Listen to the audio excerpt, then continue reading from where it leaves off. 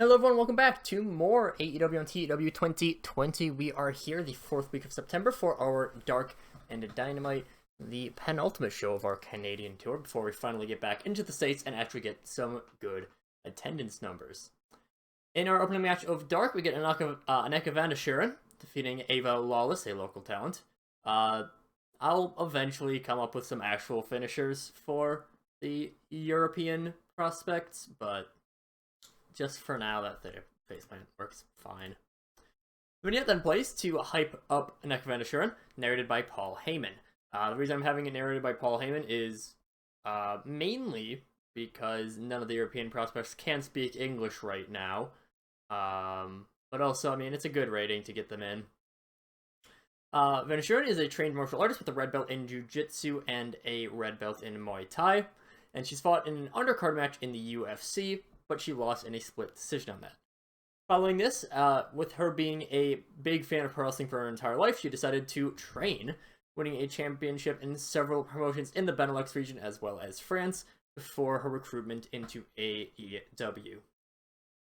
Pretty basic story. Not too interesting from her.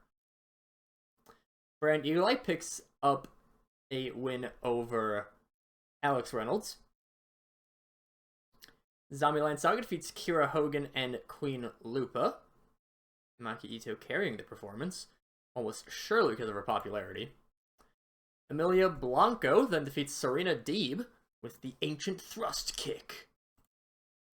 Then we get a video for Emilia Blanco. Again, it's narrated by Heyman, who's a prodigy in volleyball and was set to join the University of Pittsburgh's team. And probably would still be set to do that. And she was taken by a few friends to watch a pro wrestling event. This being her first one ever, she immediately fell in love with the sport and quickly began training at Iron City Wrestling Academy. On a visit from Kurt Angle, because of course that is in Pittsburgh, I had to look that up, he noticed the young Spaniard's performances and quickly brought her name up to Paul Heyman, who has signed her for the company. A little bit more advanced of a story, but still nothing major, just kind of trying to build things up for those characters. But Ben Vito then defeats Joey Janela. Lucas Fenrir and Sonny Kiss lose to TNT, but they have excellent chemistry together. That's actually very notable. Damn. I'll have to keep that in mind. They have excellent chemistry. Then Pasquale Giordano defeats Mitch Thompson, another local talent, with the Beast Leg Lock. Again, those names are subject to change. As with the other two European prospects, video hypes, narrated by Paul Heyman. Family was friends with the Giordano family, was friends with Bruno Sammartino's family, with his grandfather Berengar being a friend of Bruno's while he was young. Berengar ended up moving back to Italy and had his family there. Bruno stayed in America I think he was also in Pittsburgh. Might have been a Philly. Pasquale had always been a fan of pro wrestling, but he more so enjoyed Olympic wrestling, and he nearly qualified for the Olympics with his home country, Italy. Following his failed qualification, he continued to learn pro wrestling, implementing his amateur style heavily.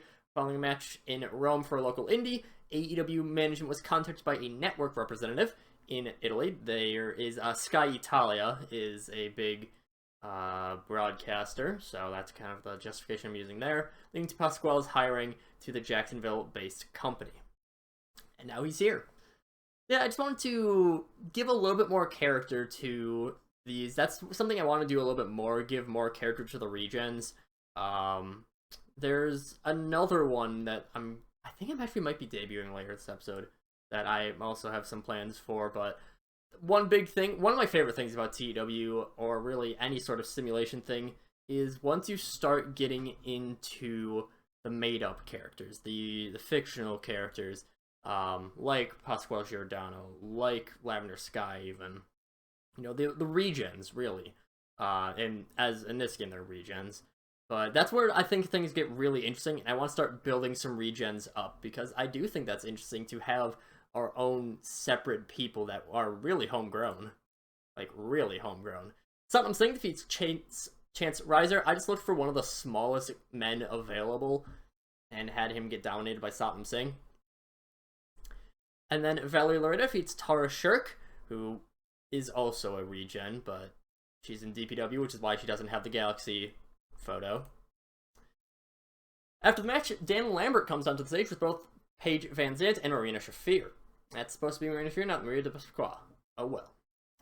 Two of them are talking shit about Valerie Loureda and how AEW already has enough MMA people, and the two that Lambert is managing are already the top of the line in that regard. He basically tells Loureda that she's not needed in AEW, but they're cut off by Jessamyn Duke coming out and saying that it's American Top Team.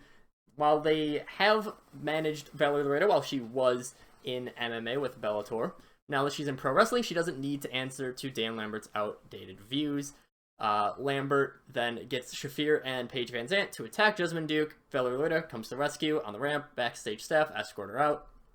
Or, not escort. I mean, they kind of, I guess. And there we go. Great gimmick, finally. I think that makes sense, not being great at the lengthy matches for a shoot fighter. But, again, great gimmick. I'll take it. And in our main event, always gotta have one big banger main event on Dark. Garza defeats Daga, 76 rating. Show definitely carried by that, as well as also Paul Heyman appearances, but mainly carried by Garza vs. Daga. Dark, pretty quick show. Dark always is pretty quick, but we move on to Dynamite.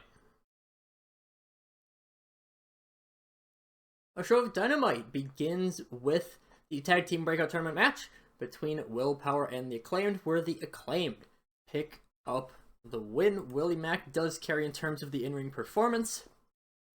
Adequate, I'll take it. Ooh, that's actually very good. Because I think Bowens before had a poor gimmick with his 5-tool player. Adequate is fine. I would prefer better, but extremely marketable I will take an Adequate for, so yeah. After this, Fergal Devitt is seen with the Princedom, talking into the camera in a typical AEW promo style. This is last week, one of my best students, the little Prince Jordan Devlin, made his way into AEW. He's someone who the people have had issues with in the past, but that's something we in the Princedom don't care about. You can try to fight us all you want, but there's something that will always be true, and that is that the Princedom is forever. And Devlin then speaks and says AEW is a place for me, somewhere where the only thing that matters is your performance in that squared circle. And every time I step in there, bones will break, blood will be spilled, and a prince will have his hands raised in victory. Jacob Fatu also takes the opportunity to speak. Then it doesn't matter if you're the Prince of Ireland, the Little Prince, or the Prince of a rich Samoan bloodline that I have. A prince is a prince, and wrestling royalty never falls. So yeah, just kind of hyping up the Princedom. Jordan Devlin debuted last Dynamite, attacking Antonio Latens in the main event there. Poor. Oh, damn it. Really wanted a good gimmick for that. After this, they're interrupted by the door opening. Imagine, like, it's kind of, the visual is basically there is a set, like, promo room backstage that everyone just kind of huddles into, but it's whatever. Future walks in, and Frederick Hurst speaks. He says, sheesh, you guys, honestly, royalty never falls. I mean, take a look at, like, all royalty ever. There's been so many revolutions to stop royalty from existing, and I get what you're saying, at least somewhat. Jacob and Jordan are certainly talented. I would be dumb not to acknowledge that. But life keeps moving, and like people in France discovered like 250 years ago, royalty falls behind and makes way for the future. You already blew us off once, Prince, but I'm not really ready to let that just fly by because you're some legend. So next week, on Jericho Appreciation Night on Dynamite, the future against Jordan Devlin and Jacob Fatu. I've already gotten the paperwork set up with Mr. Heyman. See you then, Fergie. So yeah, these two have had a feud. It's been very, very on and off. And not just from the whole, giant hiatus that I took from recording, because I'm lazy. But yeah.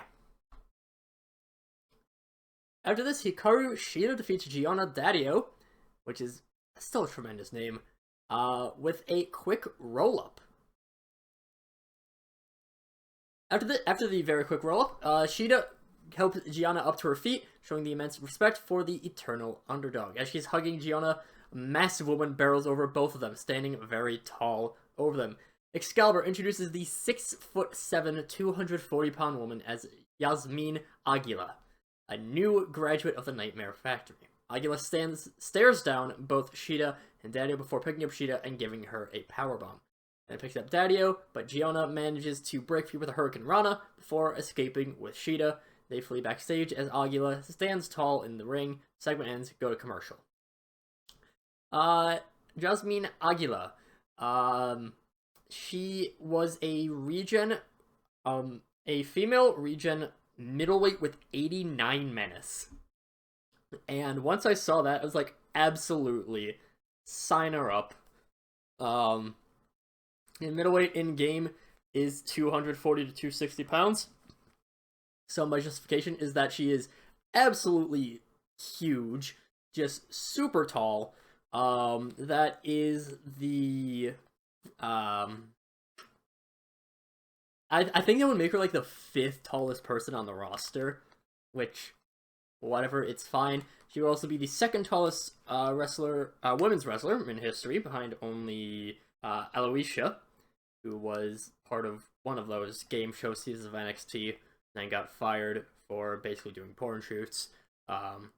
Relevant because, well, Mandy Rose got fired for the same thing. Whatever. But Yasmin Aguila. Yeah, that makes sense. She is, like, 6 feet tall. She is a middleweight in-game. Otherwise, I would not have to justify her as 6'7". So, yeah. After this, Lexi Paradise is seen on a set, title carded with Los Angeles. I imagine this is one of those, again, like one of those reality shows where, you know, you have the cutaway, you know, like on the little name bar, it says Lexi Paradise, A-list actor. I know what people are thinking about me. Trust me, that I am just way better than them. And they're right. I mean, I know MJF likes to say all of that stuff's still the same, and so do Tenille and Deonna, but, I mean, who's the one starring in commercials? Who's the one who beat them? Who's the one hosting documentaries, starring in movies? Yeah, it's all me, Lexi Paradise. I mean, things have always just come naturally for me. Back when I was in gymnastics, it was easy. When I started wrestling, it was simple.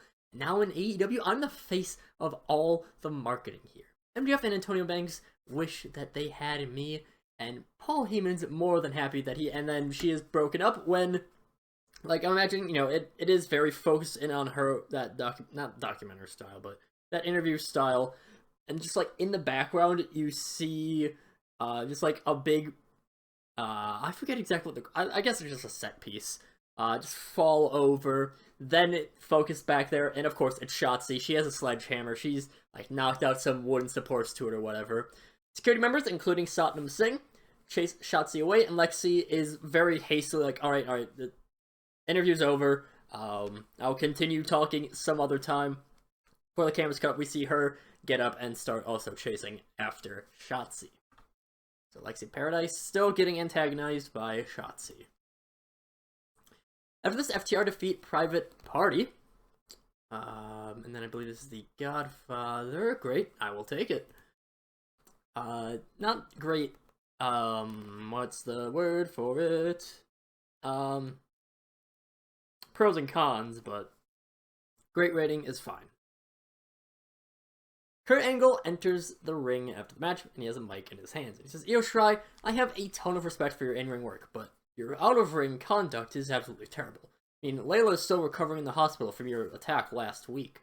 That's your request to wrestle against Charles or Zach. Well, there's an answer to that. The big, fat, and he's cut off by Zack Sabre Jr.'s music. It's, the way I imagine it is there's probably full music for Kurt Angle. If he comes up with all of Team Angle, there's music for that. FTR has their music. CSJ has his music. Betts has his music. So they all have different tracks, but CSJ comes out, and he has Charles Betts with him. He says, Kurt, I'm sorry. I have all the respect in the world for you, and you've helped bolster my own performance since joining with you, but I can't agree with you just letting Io get away with this. She attacked me, she attacked Layla. So, Kurt, I'll take whatever punishment you may have on both of us for within Team Angle. But I've talked to Paul Heyman, and both of us have agreed to singles matches against Io Shirai. So yes, Io Shirai will be having some intergender matches in the relatively near future. I don't know exactly when I will do that. It'll be before the pay-per-view. I'm not going to wait a full month and a half for these. But yeah, Io Shirai will be having a singles match against ZSJ and a singles match against Charles Betts. Io is one of like 4 people who I could realistically have, well, now 5 I suppose, that could realistically fight the men. Her, Shida, Kana, Mayu, and Yasmin once she's more popular, because again, I've made her 6'7". So, yeah. After this, Garza is seen at his Rose Garden flanked by a bunch of people. And she says, Chris Jericho, once upon a time you would have been worthy of fitting in my Rose Garden. I mean, you aren't as hot as me or even Kip, but back then you had some looks about you. But nowadays you're old and not even an attractive old. And on the regards of an attractive old, my dearest Kip and Penelope and Vipers have brought to my attention that the Rose Garden has been lacking recently. We've had people fawning over us, bowing at our feet, and wanting to kiss our hands every single moment, but those are only the girls for me and Kip, and the boys fawning over Penelope and Vipers, and that's not even including our parental preferring people. I mean, what about men who like other men, women who like other women? So we've begun to branch out, and we're starting with that parental air about us, and we're starting off with quite the hussy. One of the butlers turns around to reveal himself as Johnny Hussey. He says that daddy's come home. Johnny Hussey, Fandango, very marketable. He is a DILF. The Rose Garden are very much over the top. They can probably get away with this. They're not exactly a comedy gimmick, but they definitely aren't a serious gimmick either. The Rose Garden, they are very flamboyant. They are very over the top, very bigoted, and I mean, they do have their ridiculous moments, but they aren't pure comedy. They are still going to be taken seriously. Hussey is just in as a extra face. I don't see him doing much. He's probably mainly going to be there to eat pins for the Rose Garden, and especially in the case that I want to push Kip a little bit more. Garza, of course, he's still the head, but now Johnny Hussey, Fandango, he's going to be there to take losses mostly. He's like 41, so not exactly looking to push him. CM Punk defeats Jerry Miletich in just over a minute with an Anaconda Vice. Miletich is just a regen who is currently in DPW, which is my developmental. Just a quick match. CM Punk get out there. 23 for Jerry, though. It's pretty good. Shivani comes down to the ring afterwards to interview Punk about Matt Hardy's recent comments. He says, Matt, you are absolutely right. I haven't mentioned Dante and Darius when talking about the best of the best and young stars that AEW has to offer, and part of that is because of you.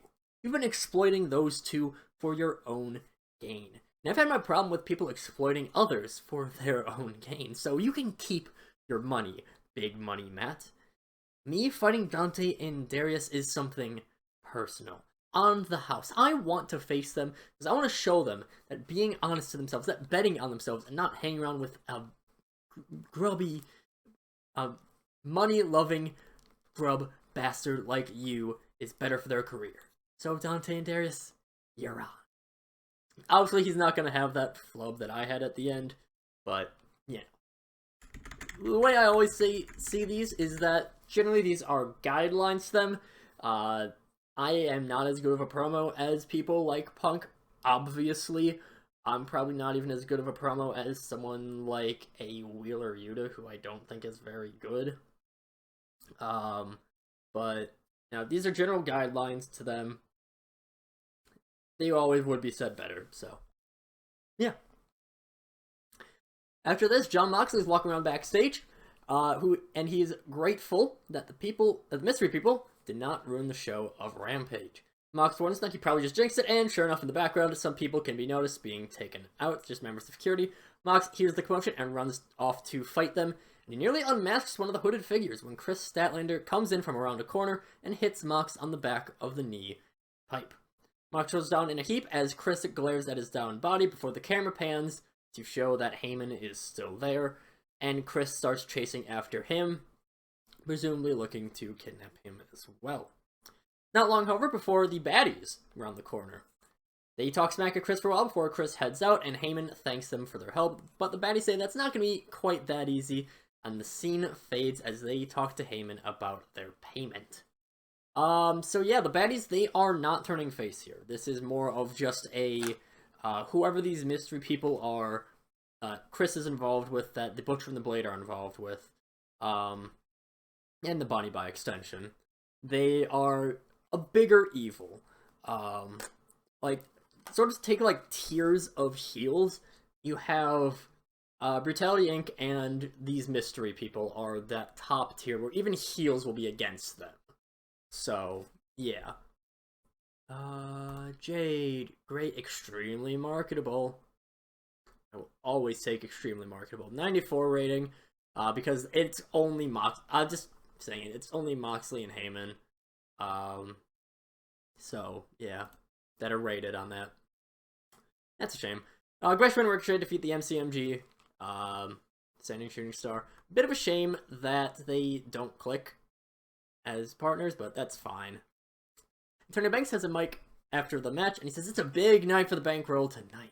The Acclaim picking up a big win in the opening contest. Gresh and Ricochet getting wins here against Tag Team of the Legends and the Motor City Machine Guns. It really is, and business really is. And before he can finish the catchphrase, he's cut off by the VIP's music.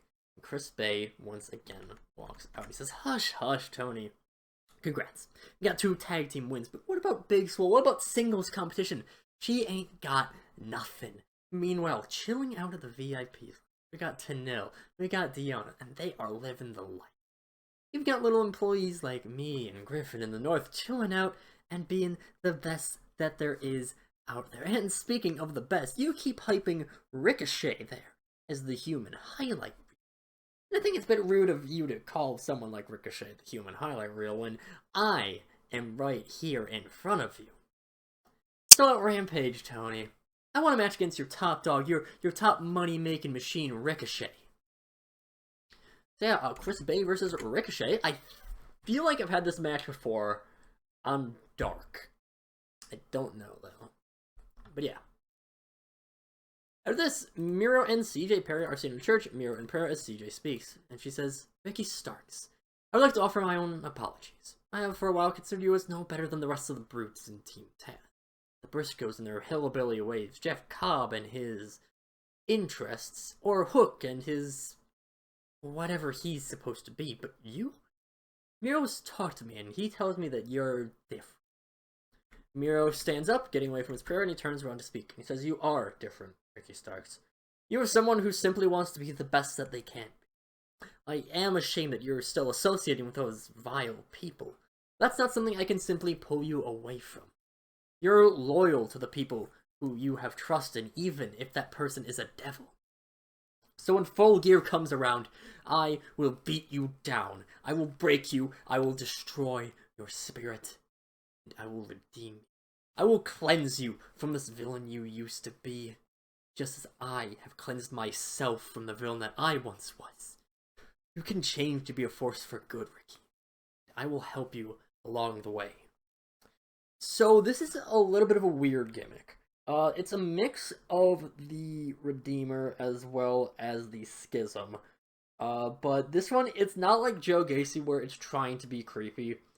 This is one where Miro is being sincere about this. He genuinely does want to help people out. There's no sinister motives behind it. Miro just basically thinks he's on a mission from God to go and help people out. So, that's what he wants to do. Also, and his interest line, this would be something just referring to Jeff Cobb being suspended for being in possession of soft drugs like a month ago. So, yeah. In our main event, Wardlow and Darby Allin defeat Pac and Dijak. Wardlow pins Dijak. I think Wardlow's probably still a bit rusty. Also, they don't click as a team. No, okay, that is actually good that Wardlow is no longer rusty. I did have him traded to Impact for a little bit, so he could, or loaned out to Impact for a little bit, so he could get some more reps there. Still is relatively recent from a return from his major concussion. As Dijak is getting pinned, Brian Pillman Jr. knocks Darby Allin off the apron and begins beating him down. Wardlow finishes his match in a victory, but he's quickly hit by attacks from the Hit Squad. Pac slowly gets up to sit on the top turnbuckle, and he's just yelling at Pillman Jr., who's probably tossed Darby into the ring, and tells him to just do what feels right. Pillman smiles, and he has a chair at this point as well, but he's stopped by Selena De La Renta approaching. Commentary notes that Selena De La Renta is Brian Pillman's girlfriend. This is something true in-game. They became a couple in MLW 2 months ago in-game, I want to say. Something like that. They talk for a bit until Pillman lowers the chair in his hand, and he tells the Hit Squad to put Darby down. You know, they just drop him just like a sack of potatoes, as they say, a sack of potatoes. Wardlow slowly is getting up to his feet, and Pillman does help him up a little bit. And it's, you know, it's a moment where it's like, oh, his girlfriend must have talked him into being good. And then Pillman hits him in the stomach with the chair before Pillmanizing Wardlow's leg. And then basically Selena and Pillman get the Sami Tai Conti heat as the show goes off air. Brutality Inc. for the second time in 3 shows are standing tall. It is something I really like doing. The whole, the Brutality Inc. standing on top, they are the main villains of AEW because, well, they're just a bunch of bastards. Show ends up with an 80. This is of the 3 main shows that I've booked since forgetting to book for like 4 months. This is probably my favorite one. Good rating, good storyline progression, debut of Yasmin Aguila, who I want to start building up to be an absolute monster because, again, she is a natural middleweight with 89 menace, so yeah, regardless of how tall I made her, she's gonna be huge. But, long episode of Dynamite, probably going to be par for the course, honestly. And next time we'll be on to Rampage.